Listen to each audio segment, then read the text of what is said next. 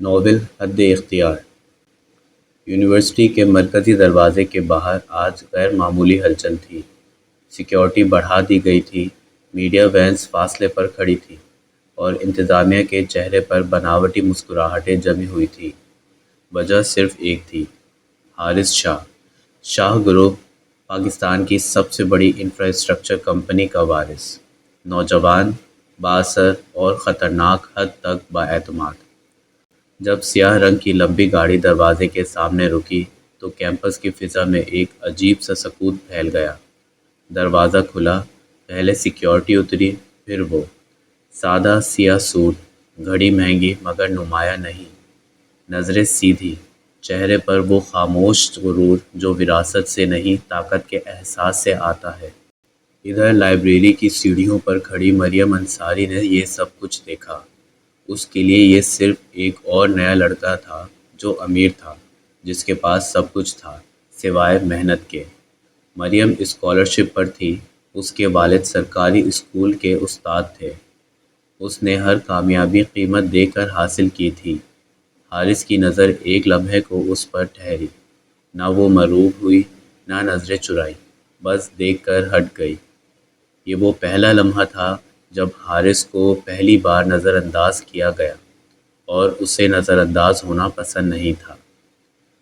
Group assignment کا دن آیا، professor کی آواز گونجی، حارث شاہ اور مریم انصاری ایک ٹیم۔ کلاس میں سرگوشیاں شروع ہو گئیں۔ حارث نے آرام سے قلم میز پر رکھا، مجھے امید ہے آپ کو ٹیم ورک آتا ہوگا۔ مریم نے فائل بند کی، مجھے کام آتا ہے، ٹیم ورک خود بن جاتا ہے۔ یہ پہلا جملہ تھا جو اس نے اس سے کہا تھا، اور اس میں احترام سے زیادہ برابری تھی۔ میٹنگ کا وقت طے ہوا، حارث دیر سے آیا۔ ٹائم کی قدر سب نہیں کرتے، مریم نے گھڑی دیکھتے ہوئے کہا۔ جو وقت خرید سکتے ہوں انہیں جلدی نہیں ہوتی، اس نے بے نیازی سے جواب دیا۔ مریم نے سیدھا دیکھ کر کہا، کچھ چیزیں خریدی نہیں جاتی۔ وہ جملہ سیدھا اس کے غرور پر لگا۔ یہ لڑکی باقیوں جیسی نہیں تھی۔ پریزنٹیشن کا دن قریب تھا۔ حارث نے ایک مہنگی ریسٹورانٹ میں میٹنگ کی تجویز دی۔ مریم نے انکار کر دیا۔ میں وہ جگہ پسند کرتی ہوں جہاں بات کام کی ہو، ماحول کی نہیں۔ یہ صرف اختلاف نہیں تھا، یہ طرز زندگی کا فرق تھا۔ اسائنمنٹ کے دوران حارث کو پہلی بار احساس ہوا کہ وہ کسی ایسے شخص کے ساتھ کام کر رہا ہے جو اس کے فیصلوں سے متاثر نہیں ہوتا۔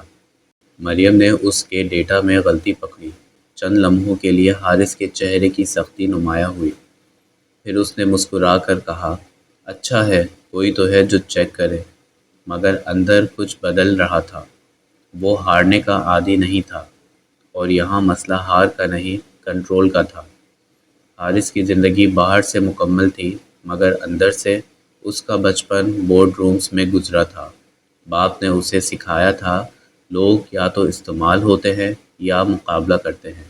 مریم پہلی تھی جو نہ استعمال ہو رہی تھی نہ مقابلہ کر رہی تھی، وہ صرف برابر کھڑی تھی۔ ادھر مریم کے گھر کا منظر مختلف تھا۔ چھوٹا سا ڈرائنگ روم، دیوار پر والد کی ڈگری، ماں کی مسکراہٹ اور سادگی مگر سکون۔ حارث کے پاس سب کچھ تھا مگر سکون نہیں۔ یونیورسٹی میں خبر پھیل گئی کہ حارث شاہ کو مریم پسند ہے۔ کچھ لڑکیاں طنزیہ مسکراہٹیں دیتی، کچھ اس سے دور رہنے کا مشورہ دیتی۔ مریم نے اسے روکا، اگر یہ سب آپ کی وجہ سے ہے تو ختم کریں۔ میں نے کچھ شروع نہیں کیا، حارث نے جواب دیا، مگر آپ خاموش رہے، اور خاموشی اکثر رضامندی ہوتی ہے۔ وہ چپ ہو گیا۔ یہ لڑکی اس کے سامنے دلیل سے بات کرتی تھی، اور وہ دلیل کا عادی نہیں تھا۔ ایک شام اس نے سیدھا کہا، میں تمہیں پسند کرتا ہوں، سادہ جملہ بغیر ڈرامہ۔ مریم نے چند لمحے اسے دیکھا۔ آپ مجھے نہیں، چیلنج کو پسند کرتے ہیں۔ وہ چونکا۔ آپ کو عادت ہے سب حاصل کرنے کی۔ میں آپ کی فہرست کا حصہ نہیں بننا چاہتی۔ یہ وہ پہلی بار تھا جب کسی نے اس کی نیت پڑھ لی تھی۔ اگلے دن یونیورسٹی میں خبر آئی، شاہ گروپ ایک بڑے اسکینڈل میں پھنس گیا ہے، غیر قانونی زمینوں کا معاملہ۔ میڈیا گیٹ پر تھا۔ حارث پہلی بار بے بس نظر آیا۔ مریم نے اس کی آنکھوں میں دیکھا، وہاں غرور نہیں، خوف تھا۔ کبھی کبھی طاقت کمزور بھی کر دیتی ہے، اس نے آہستہ سے کہا۔ یہ رشتہ اب انا کا نہیں رہا تھا، اب کھیل بڑا تھا، اور شاید پہلی بار حارث کو کسی کی ضرورت تھی، حاصل کرنے کے لیے نہیں، سنبھلنے کے لیے۔